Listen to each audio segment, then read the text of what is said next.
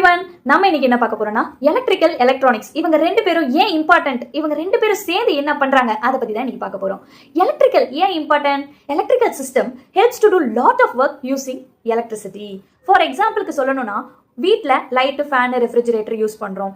ஃபேக்ட்ரிஸ்ல machines work பண்றதுக்காக use பண்றோம். டிரான்ஸ்போர்ட்ல ட்ரெயின், எலக்ட்ரிக்கல் சிஸ்டம், வெஹிக்கிள்ஸ் எல்லாம் மூவ் பண்றதுக்கு யூஸ் பண்றோம். ஹாஸ்பிட்டல்ஸ்ல மெடிக்கல் மிஷின் ஒர்க்ஸ்க்காக யூஸ் பண்றோம். வாட்டர்ல கூட நம்ம பம்ப்ல வாட்டர் மூவ் ஆகிறதுக்கு கூட தான் எலக்ட்ரிசிட்டியை யூஸ் பண்றோம்.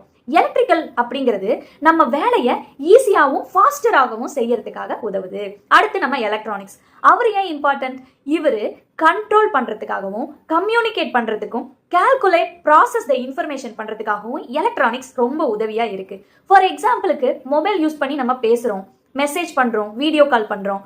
Computer use for learning, calculate, create some ideas. TV நம்ம இன்ஃபர்மேஷன் அது மூலமா தெரிஞ்சுக்கிறோம்.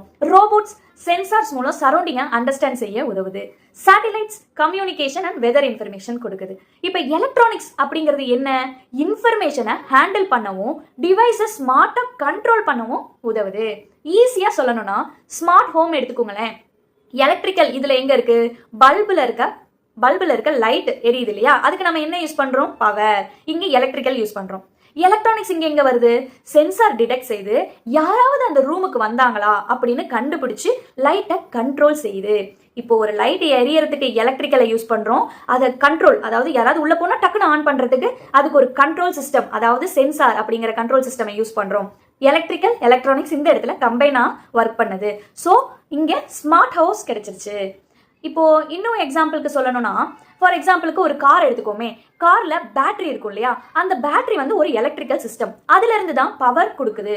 அந்த பவர் மூலமா நம்ம மோட்டாரை ஓட வைக்கிறோம். கார்ல இருக்க மோட்டார் ஓடுது.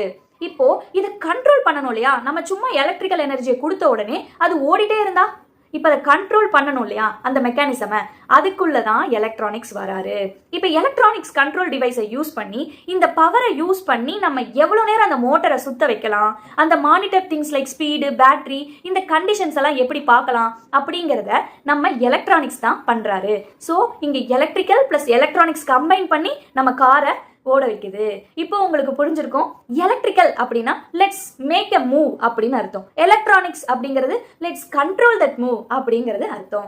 ஸோ பிரெயின் வந்து ஒரு எலக்ட்ரானிக்ஸ் டிவைஸ், ஸ்ட்ராங் பாடிங்கிறது நம்ம எலக்ட்ரிக்கல் டிவைஸ். ஸோ இவங்க ரெண்டு பேரும் சேர்ந்து தான் ஸ்மார்ட்டரா ஒர்க் பண்றாங்க.